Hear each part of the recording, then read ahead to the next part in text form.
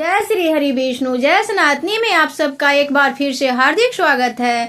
आप सभी को उत्पन्ना एकादशी व्रत की बहुत बहुत शुभकामनाएं। एकादशी का व्रत हिंदू धर्म में अत्यंत महत्वपूर्ण व्रतों में से एक माना जाता है। इस अंक में आज हम जुड़ेंगे मार्गशीर्ष मास यानी अगहन माह में कृष्ण पक्ष में पड़ने वाली उत्पन्ना एकादशी से। तो आइए हम सब जानेंगे 2024 में मार्गशीर्ष मास कृष्ण पक्ष यानी अगहन मास में कृष्ण पक्ष की एकादशी व्रत कब किया जाएगा। जानेंगे व्रत का शुभ मुहूर्त, व्रत का पारण कब और किस चीज से किया जाएगा, उस दिन भगवान को किस वस्तु का भोग लगाया जाएगा। तो आइए जानते हैं व्रत का संपूर्ण नियम और व्रत कथा तथा इसमें पढ़ने वाले 3 शुभ योग कौन कौन से हैं तथा इसका महत्व क्या है। अगर आपने इस चैनल को अभी तक सब्सक्राइब नहीं किया है तो कृपया सब्सक्राइब कर लें और वीडियो पसंद आए तो लाइक भी कर दें। 2024 मार्गशीर्ष माह में पड़ने वाली उत्पन्ना एकादशी का विशेष महत्व होता है। इस माह में आने वाली एकादशी के दिन व्रत कर पूजन करने से श्री हरि विष्णु की खास कृपा प्राप्त होती है। हर साल मार्गशीर्ष माह में कृष्ण पक्ष की एकादशी तिथि को उत्पन्ना एकादशी का व्रत रखा जाता है। शास्त्र के अनुसार उत्पन्ना एकादशी से ही एकादशी व्रत की शुरुआत हुई थी। इसी वजह से भी मार्गशीर्ष माह में आने वाली इस एकादशी का महत्व अधिक बढ़ जाता है। उत्पन्ना एकादशी का व्रत करने से मनुष्य को मनोवांछित फलों की प्राप्ति होती है। तो आइए हम सब जानते हैं इस साल उत्पन्ना एकादशी का व्रत कब रखा जाएगा और विष्णु जी की पूजा के लिए शुभ मुहूर्त क्या रहेगा। पंचांग के अनुसार मार्गशीर्ष माह के कृष्ण पक्ष की एकादशी तिथि का आरंभ 26 नवंबर को रात 1:01 पर होगा। एकादशी तिथि का समापन 27 नवंबर को सुबह 3:47 पर होगा। उदया तिथि के अनुसार उत्पन्ना एकादशी का व्रत 26 नवंबर को रखा जाएगा, यानी 26 नवंबर मंगलवार को उत्पन्ना एकादशी का व्रत रखा जाएगा। वही एकादशी का पारण 27 नवंबर बुधवार को किया जाएगा। वही पारण का समय दोपहर 1:12 से दोपहर 3:18 तक रहेगा। अब इसकी कथा जान लेते हैं। पौराणिक कथा के अनुसार एक बार मूर नामक राक्षस ने भगवान विष्णु को मारना चाहा। तभी भगवान के शरीर से एक देवी प्रकट हुई और उन्होंने मूर नामक राक्षस का वध कर दिया। इससे प्रसन्न होकर भगवान विष्णु ने देवी से कहा कि चूंकि तुम्हारा जन्म मार्गशीर्ष कृष्ण पक्ष की एकादशी को हुआ है, इसलिए तुम्हारा नाम एकादशी होगा। आज से प्रत्येक एकादशी को मेरे साथ तुम्हारी भी पूजा होगी। इस दिन एकादशी की उत्पत्ति होने से इसे उत्पन्ना एकादशी के नाम से जाना जाता है। इसलिए जो लोग साल भर तक एकादशी का व्रत का अनुष्ठान करना चाहते हैं, उन्हें मार्गशीर्ष कृष्ण पक्ष की एकादशी से ही व्रत शुरू करनी चाहिए। उत्पन्ना एकादशी के दिन 3 शुभ योग बन रहे हैं। मार्गशीर्ष माह की कृष्ण पक्ष की एकादशी तिथि पर 3 शुभ योग बन रहे हैं। व्रत वाले दिन हस्त नक्षत्र है। इस दिन व्रत रहकर भगवान विष्णु और देवी एकादशी की पूजा करने से भगवान विष्णु और देवी एकादशी की पूजा करने का विधान है।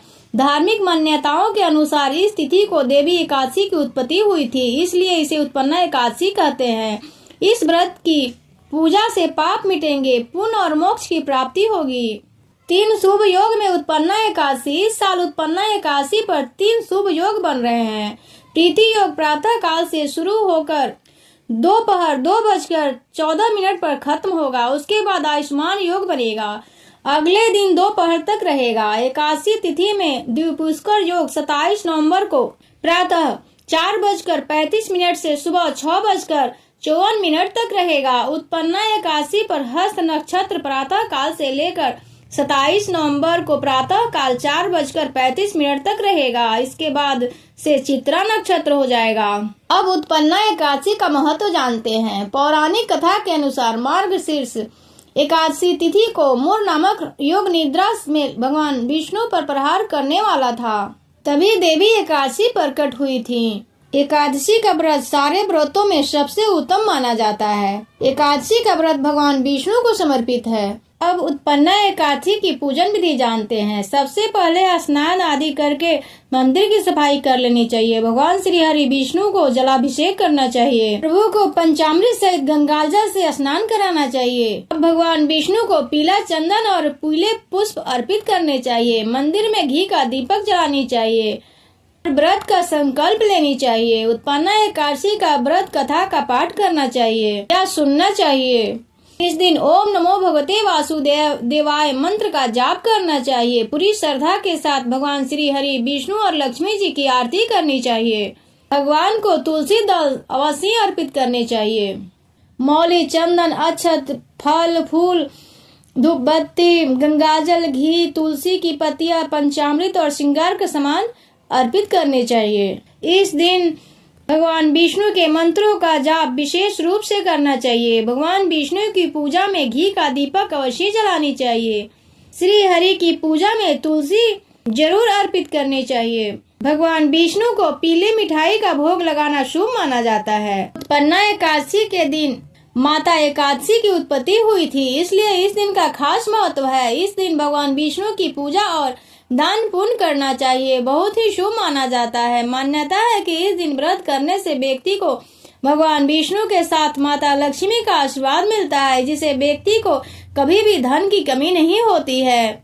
उत्पन्ना एकादशी का व्रत करने से भगवान विष्णु का आशीर्वाद प्राप्त होता है। इसके अलावा व्यक्ति के सभी पाप नष्ट हो जाते हैं और मोक्ष की प्राप्ति होती है। मान्यता है कि इस दिन दान पुण्य बहुत शुभ माना जाता है, जिस व्यक्ति को कई गुना फल मिलता है, इसलिए इस दिन दान पुण्य अवश्य करनी चाहिए।